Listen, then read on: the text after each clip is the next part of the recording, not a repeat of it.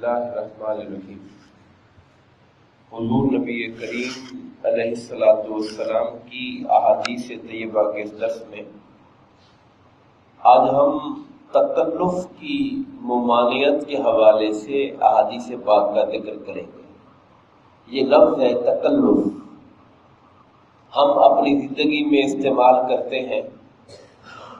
خاص طور پر ہمارے ہاں یہ لفظ بولا جاتا ہے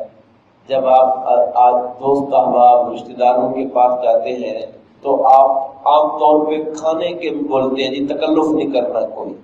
کھانے کے اعتبار سے ہم اس لفظ کو بولتے ہیں۔ اس کی جو پراپر تعریف ہے، ڈیفینیشن ہے، وہ یہ ہے کہ کسی قول یا فعل یعنی بات میں یا عمل میں، قول و فعل میں بلا مصلحت مشقت میں پڑنے کا نام تکلف ہے، یعنی بغیر کسی مصلحت کے، دینی مصلحت کے، اخروی مصلحت کے، قول اور فعل کے اندر اپنی باتوں میں یا اپنے عمل کے اندر مشقت میں پڑنا، اس کو تکلف کہا جاتا ہے۔ ہمارا دین اسلام حقیقت پر مبنی دین ہے، اور ہمیں اپنی زندگی کے اندر تصنع کہتے ہیں بناوٹ کو، یعنی اپنے آپ کو وہ ظاہر کرنا جو انسان اصل میں ہے نہیں۔ تکلف اور تصنع، ان چیزوں سے ہمارے دین نے ہمیں منع فرمایا ہے۔ قرآن مجید کے اندر اللہ تبارک و تعالی نے حضور نبی کریم علیہ السلام کو حکم دیا، قل، اے نبی مکرم صلی اللہ علیہ وسلم، آپ کہیے، ما اسألکم علیہ من اجر، کہ اس تبلیغ دین پر میں تم سے کسی طرح کی اجرت کا مطالبہ نہیں کرتا، وما انا من المتکلفین، اور میں بناوٹ کرنے والے اور تکلف کرنے والے لوگوں میں سے بھی نہیں ہوں۔ مفسرین کرام اس آیت کریمہ کی تشریح میں لکھتے ہیں کہ میں اپنی نبوت، رسالت اور علم و حکمت میں تصنع کا اظہار نہیں کر رہا، بلکہ اللہ تعالیٰ کے احکامات کو صحیح تم تک پہنچا رہا ہوں۔ تکلف کرنے کی کئی احادیث پاک کے اندر مذمت آئی ہے، ہم اس کا ذکر کرتے ہیں آگے۔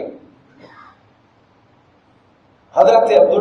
عمر فاروق رضی اللہ تعالیٰ عنہ سے مروی حدیث پاک ہے، بخاری شریف میں یہ حدیث پاک ہے۔ آپ بیان فرماتے ہیں کہ ہمیں تکلف اختیار کرنے سے منع کیا گیا ہے، یعنی ہمارے آقا نے ہمیں تکلفات سے منع فرمایا ہے۔ اور اس حدیث پاک کے اندر یہ جو آقا کی تعلیم ہے صحابہ کرام کو کہ تکلفات میں نہ پڑا کرو، یہاں ہر طرح کا تکلف مراد ہے۔ خواب و تکلف گفتگو میں ہے، گفتگو میں تکلف کیسے ہوتا ہے کہ انسان جان بوجھ کے موٹے موٹے لفظ بناتا ہے، لوگوں کو متاثر کرنے کے لیے جملے بناتا ہے، جان بوجھ کے۔ آپ نے کئی لوگوں کو دیکھا ہوگا بڑے بڑے الفاظ بنا کے آپ کے ساتھ بات کر رہے ہوتے ہیں، حالانکہ وہ لفظ بات سادے لفظوں میں کہی جا سکتی ہے، مگر صرف بعض لوگ اپنا علمی مرتبہ ظاہر کرنے کے لیے الفاظ کے تکلفات کریں گے، بعض لوگ اپنی عاجزی کو ظاہر کرنے کے لیے لفظ ایسے چن کے لائیں گے جس سے پتہ چلے کہ وہ بڑے عاجز آدمی ہیں، حالانکہ وہ ان کی زندگی کا حصہ نہیں ہوتا، صرف الفاظ کے اندر ایک نمائی ہوتی ہے اس کے اندر۔ اور یہ بات ہمارے اہل علم طبقے کے اندر بہت پائی جاتی ہے کہ جسے ہم کہتے ہیں بڑی لچھے دار قسم کی تقریر کی اس نے۔ یہ لچھے دار تقریر کا مطلب کیا ہے کہ الفاظ کو گھما پھرا کے الفاظ کی خوبصورتی یا ان کی قافیہ بندی، ان کو شعروں کی طرح ادا کرنا، اس طرح کی چیزوں کو تکلفات کے اندر شامل کیا گیا ہے۔ اسی طرح لباس میں تکلف ہے، چال ڈھال میں تکلف ہے۔ بندہ سوچتا ہے کہ جی میں ذرا ایسے چلوں، اگلے بندے کو پتہ چلے کہ یہ بڑا تگڑا بندہ آ رہا ہے، تو تکلفاً اپنی چال کو بناتا ہے۔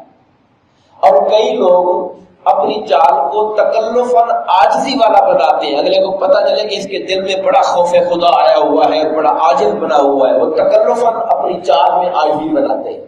تو تکلف جہاں آ جائے انسان کو حقیقت پر مبنی رہنے کا حکم ہے۔ ہاں، یہ بات ذہن میں رہے کہ اگر انسان تکلفاً یہ کوشش کرے کہ میرے آقا کریم علیہ الصلوۃ والسلام ایسے چلتے تھے تو میں بھی ایسے چلنے کی کوشش کروں، یہ تکلف نہیں ہے، یہ تو آقا کی پیروی ہے، یہ تو حضور کی اتباع کرنا ہے۔ آقا انعامدار علیہ الصلوۃ والسلام کی تعلیمات کی پیروی کرنا، صحابہ کرام کی، اولیاء اللہ کی پیروی کرنا، وہ تو ہمیں اللہ رسول کا حکم ہے کہ اچھائی کی پیروی کرو۔ لیکن انسان جہاں پر اب خود بناوٹ کا اختیار کرتا ہے اور وہ چیز اس کی طبیعت کا حصہ نہیں، اس کے مزاج کا حصہ نہیں ہے، لمحوں کے لیے صرف دکھانے کے لیے استعمال کرتا ہے اس چیز کو، اور وہ بعد میں جب لوگ نہ ہوں تو اس کی زندگی کا حصہ نہیں ہوتی ہے وہ چیز، ایسے تکلفات سے منع کیا گیا۔ علماء کرام نے اس کے ذیل میں لکھا کہ انسان کھانے میں، پینے میں، شادی بیاہ میں، مہمان نوازی میں جب ضرورت سے زیادہ خرچ کرتا ہے تو یہ بھی تکلف کے زمرے کے اندر آتا ہے۔ یہ چیزیں جو ہم نے گنی ہے، اب بعض اوقات انسان ہوٹلوں پہ جاتا ہے یا انسان اپنے شادی بیاہ کے معاملات میں دنیا کا دکھاوا آ جاتا ہے کہ یار لوگ کہیں کہ پہلے بیٹے کی شادی ہے تو اس نے کچھ خرچ ہی نہیں کیا ہے، تو اب یہ لوگوں کو دکھانے کے لیے جو خرچ ہو رہا ہے یہ سارا تکلفات کے زمرے میں آ رہا ہے۔ مہمان آئے ہیں، ایک انسان اپنی حیثیت کے اندر رہ کر مہمانوں کی عزت کرنا، یہ ہمارے آقا کا حکم ہے، مہمانوں کی عزت افزائی ہونی چاہیے، اور یہ بھی حکم ہے کہ اس کی پہلی دعوت اعلیٰ ہونی چاہیے۔ 3 دن تک مہمان ہوتا ہے، پھر وہ سادگی کے ساتھ اگر وہ اس سے آگے چلتا ہے، لیکن انسان اپنے وسائل سے بڑھ کر نمود و نمائش جب اختیار کرتا ہے تو وہ لازماً تکلفات کے دائرے میں داخل ہو جاتا ہے۔ یہاں پر آگے جو حدیثیں 2 ہم پیش کریں گے وہ بڑی اہل علم کے لیے قابل توجہ ہے۔ حضرت مسروق رحمت اللہ تعالی علیہ،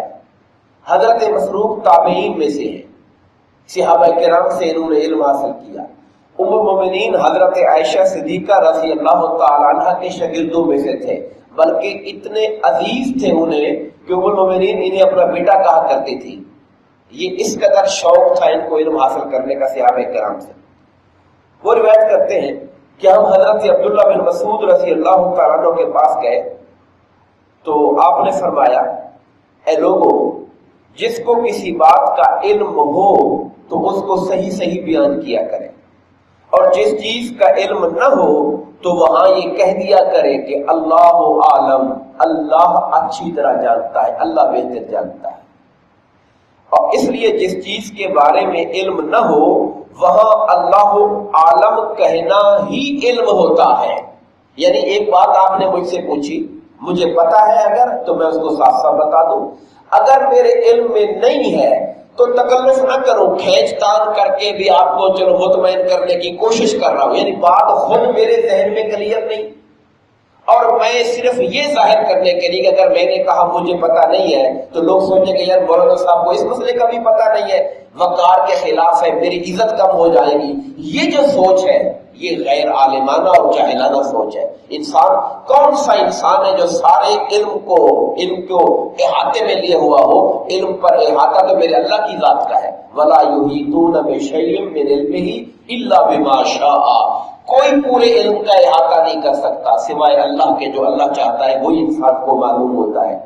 اس لیے کسی چیز کے بارے میں اگر معلوم نہیں تو یہ کہنا واللہ عالم، اللہ بہتر جانتا ہے، یہی اس کے عالم ہونے کی دلیل ہوتی ہے کہ وہ علم کو اللہ کی ذات میں چھوڑتا ہے اور ہر چیز کے جاننے کا دعویٰ نہیں کرتا ہے۔ اس حدیث پاک پر بڑے علماء نے بحث کی، وہ کہتے ہیں کہ آدمی کو جس چیز کا علم نہ ہو صرف اندازے سے بات کرنا، اندازے سے بات کر دینا کہ چلے یہ بات بھی اسی طرح کی ہوگی، میں اس کو بتا دیتا ہوں، اور خاص طور پر یہ جو اندازے ہیں قرآن و حدیث کے اندر اندازے لگانا، یعنی آپ کو حدیث پاک میں یہاں تک آتا ہے جس نے قرآن میں اندازے سے بات کی بھلے وہ اندازہ درست نکلا ہے تب بھی بات اس نے غلط کی ہے، یعنی اندازہ اس کا درست نکلا لیکن چونکہ اس کو علم نہیں تھا، خالی تکا مارا ہے، تکا ٹھیک بھی جا کے لگا ہے تب بھی اس نے غلطی کی ہوئی، اس کو یہ کام نہیں کرنا چاہیے تھا۔ جب تک کہ اس کو کلیئر نہ ہوتا، وہ پڑھتا نہ اس بات کو، تب تک اس بات کو بیان نہ کرتا۔ ہمارا دین محقق تحقیق شدہ پکی بات کرنے کا حکم دیتا ہے۔ علماء کہتے ہیں کہ لا علمی کا اعتراف کر لینا یہ بھی علم کا حصہ ہے۔ ہمارے معاشرے کا یہ بہت بڑا المیہ ہے، جو جتنا بڑا اپنے آپ کو عالم سمجھتا ہے وہ اتنا لوگوں کے سامنے اپنی اب کسی بات کے نہ جاننے کا اعتراف کرنا اسے لگتا ہے کہ میری عزت کم ہو جائے گی، لوگ کیا کہیں گے، اتنا بڑا مفتی ہے اور اسے اس سوال کا پتہ نہیں ہے۔ اور آپ حیران ہوں گے، امام مالک کے شاگرد کہتے ہیں، امام مالک کا نام جانتے ہیں؟ ہمارے اہل سنت والجماعت کے جو 4 مسلک ہیں، مالکی مسلک کے جو امام ہیں، امام مالک رحمۃ اللہ تعالی علیہ، ان کے شاگرد کہتے ہیں کہ اگر ہم کاغذ لے کے بیٹھے تو کاغذ بھر جاتا تھا امام مالک کے منہ سے یہ سنتے ہوئے، اس کا مجھے پتا نہیں، اس بات کا مجھے پتا نہیں ہے، اس بات کا مجھے پتا نہیں ہے۔ یعنی دن میں اگر 100 بندے مسئلے پوچھتے تھے، 150 بندہ مسئلہ پوچھتا تھا، ہم یہ لکھنا شروع کر دیں کہ انہوں نے کتنی بار کہا میں نہیں جانتا میں نہیں جانتا، تو صفحہ بھر جایا کرتا تھا۔ ان لوگوں کو اس بات کی شرم نہیں ہوتی تھی یہ بات کہنے میں کہ اس بات کا مجھے علم نہیں ہے، یہ شرم ہم نے بنا لی ہے، ہمارے دماغوں میں یہ بات بیٹھ گئی ہے، اور ہماری عوام نے یہ سمجھ لیا ہے کہ جو اپنے آپ کو عالم کہتے ہیں اسے دنیا جہان کی ہر شے کا پتہ ہوتا ہے۔ ایسا نہیں ہوتا ہے۔ اور الحمدللہ ہمارے